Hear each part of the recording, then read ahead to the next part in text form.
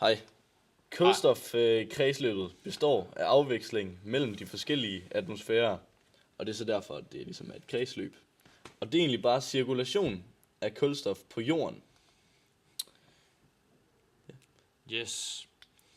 Jamen, vi starter simpelthen der, hvor at planter og træer og så videre optager kulstof. Det gør de fra atmosfæren. Og den måde, de så ligesom afgiver det igen, det er, når de dør og bliver optaget af jorden, så afgiver de kuldioxid.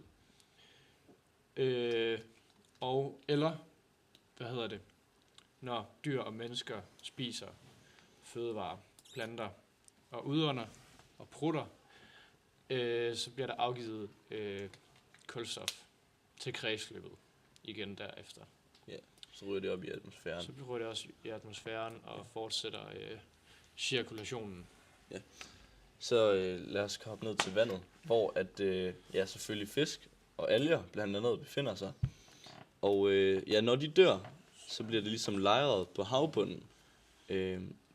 Så kuldioxid ryger ligesom ned til jorden af havbunden, hvor olie og andre fossile brændstoffer eller energikilder befinder sig.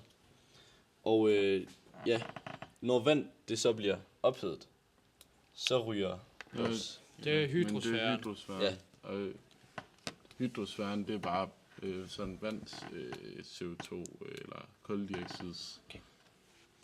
koldioxidcirkulation, hvor et vand det på overfladen kan optage kuldioxid igennem alger, der ligger oppe i vandoverfladen og laver fotosyntese.